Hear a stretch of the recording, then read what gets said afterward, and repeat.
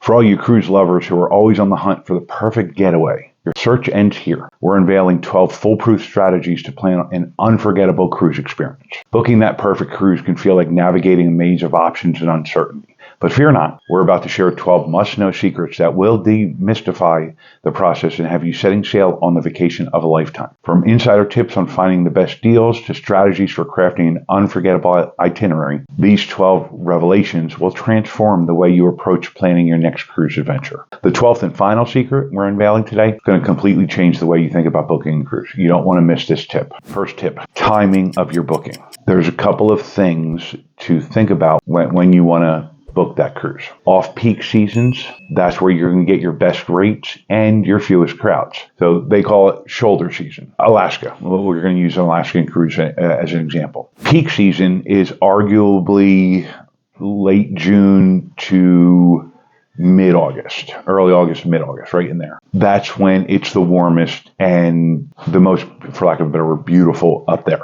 Okay. But it's also when because of that, that's when the most people want to go. Depending upon your weather temperament, if you're looking for a deal for Alaska, I would cruise early June, May, early June, and then, late August, September, that kind of time frame. It's still fairly warm, but it's going to be less crowded. There's going to be less cost involved. Consider wave season for promotion and additional perks.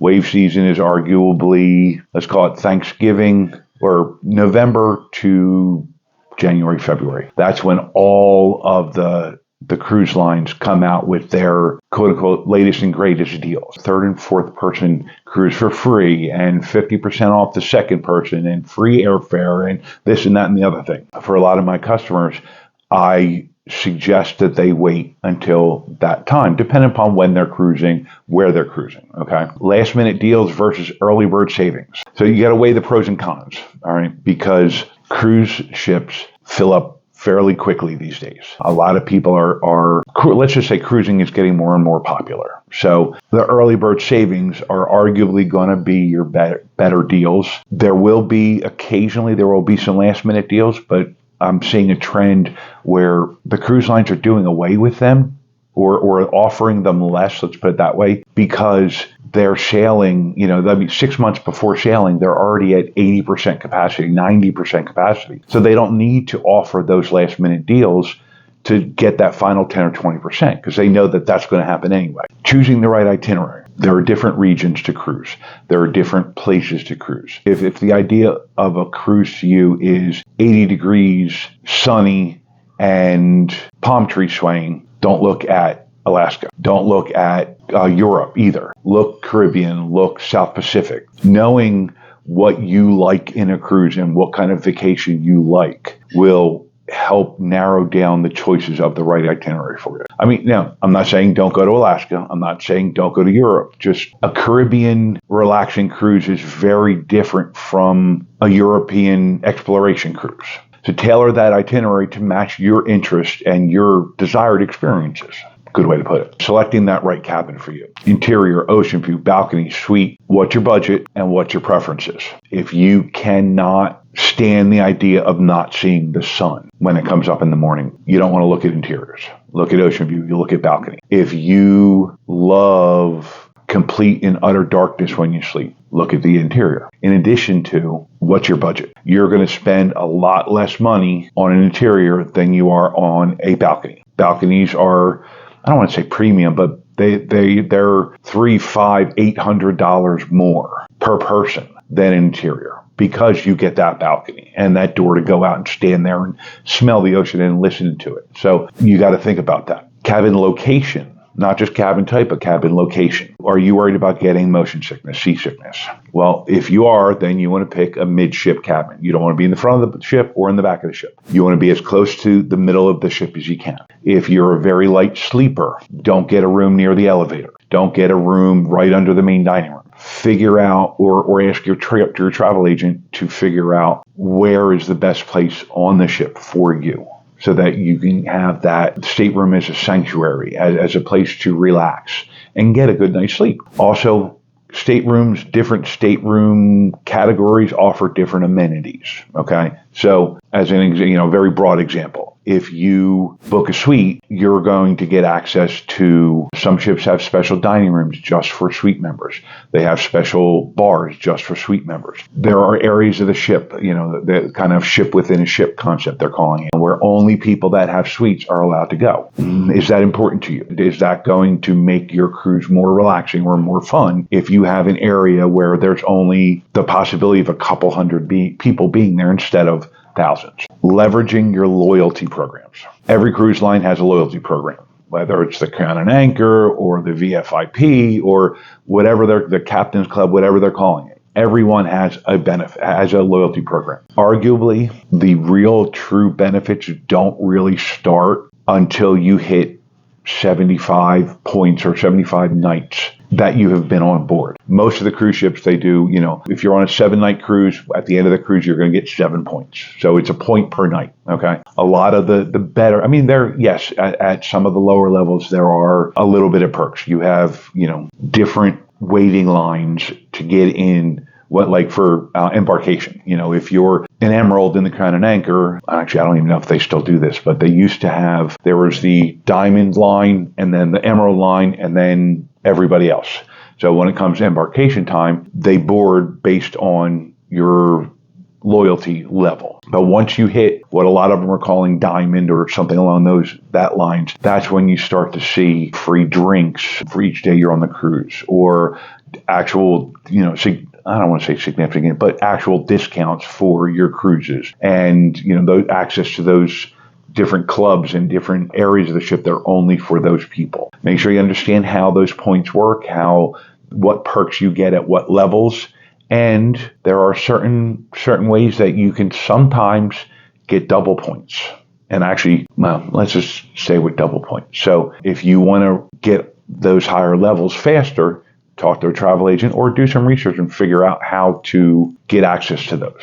And if you're not loyal to a particular line, or if you like different lines, compare their different loyalty programs, because different cruise lines have different benefits at different ranks, and getting to those ranks differ number of nights. So check them out. Shore excursion options. We talk about this one a lot. What's the advantage of booking through the cruise line versus doing it independently? Arguably, if you book through the cruise line, they're responsible for getting you back to the ship on time. You book independently, you're responsible. The ones that the cruise line recommends, the tour providers have signed agreements with the cruise line to make sure that they're safe, to make sure that they follow guidelines, to make sure that they get back in time, things like that. So there are some advantages to either. Arguably, they are usually more expensive as well as compared to the independent ones. Think about that. Talk to your travel agent about that. Factor in your activity level and interest when choosing those excursions. If you are, let's just say, a little bit older and a little bit out of shape, you might not want to do the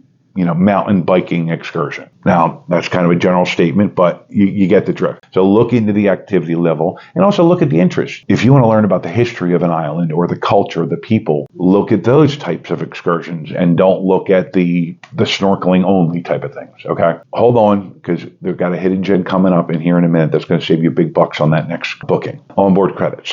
Maximize those onboard credits. There are ways that you can get more onboard credits, whether certain travel agencies offer onboard credit for booking with them. Certain cruise lines will give you onboard credit if you're a stockholder in their corporation. There are a bunch of different ways that you can get more onboard credits. Onboard credit is good for pretty much any purchase you make on board. Honestly, most of them don't allow you to use that onboard credit prior to boarding the ship. So you're not going to, most cruise lines won't let you use them on pre-purchasing the drink package or pre-purchasing the shore excursion. So you can use it on board for specialty dining. You can use it for souvenirs. You can use it if you haven't bought the drink package and you want to have a couple drinks, you can use that. Things like that. Spa treatment, you can use onboard credit for that. So think about that. Plan that out ahead of time so that when you get on board, you know exactly what you're using it and for what. Dining options, dining reservations, decide what you want to do. Are you going to do the free dining, the included dining the entire time? Are you going to, get one or two specialty dining experiences while you're on board? If you're going to do the specialty dining, see if you can arrange that ahead of time. See if the cruise line's having a sale on the 2-night or 3-night specialty dining packages. Look through those options. If you're going to do the main dining room, see what the main seatings are. Usually they're somewhere between like 5:30 and 6:30, and then 7:30 and 8:30. If you don't want to do those traditional times, see what the flexible dining options are. Do they have my time dining where you show up and you sit down? Do they have the ability to book a table in the app 10 minutes before you show up? Figure all those things out so that it's less you got to worry about once you get on board. Make those reservations as early as you possibly can, as early as they allow you. There's only so many seatings available at each of the restaurants on each night ahead of the cruise. Take advantage of that. Utilize a travel agent. Why? Why would I utilize a travel agent? There are benefits to utilizing a good travel agent. Sometimes there are additional perks or discounts that are available through your travel agent. Depends on what partnerships he or she has, not conglomerates, but consortiums that they're a part of. They have the ability to get access to discounts sometimes that can help with the cost. Travel agents can also manage those unexpected changes or issues. Think about it. Your flight gets canceled the morning of your cruise. Do you want to be waiting in line on the phone with the airline with the other 300 people from your flight? Or do you want to call your travel agent and say, hey, travel agent, my flight got canceled. What can you do for me? And let them handle it while you go and sit at the airport bar and have a drink. They can handle a lot of those issues for you if they're any good. And if they're really good, as you're going through the booking process, they are going to make you aware of any promotions, any specials,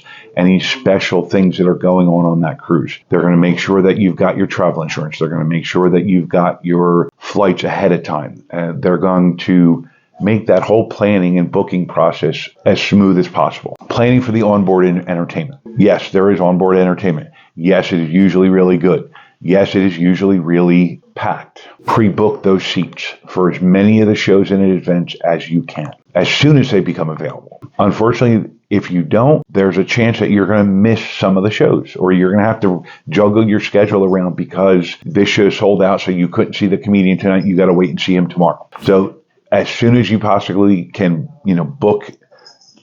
Well, hello, Elio. Thank you for joining us. Make sure you book those entertainment options as early as you can. And even with a booking, even with a reservation, get there 15 minutes ahead of time. If you don't have a reservation, get there a half hour ahead of time. My favorite topic, budgeting for extra costs. Yes, there are going to be extra costs on your cruise. Cruise lines love to give you additional options, additional things that you can do and see and get. And they love charging you for them. If you love souvenirs, budget for it. If you love having the ship's crew take your photograph and then purchasing those photos, budget for it. If you love to shop on board for shirts, for clothing, for jewelry, for purses, budget for it. Don't get on board and spend $1,000 and then at the end of the week, oh crap, I got to figure out how to pay for it.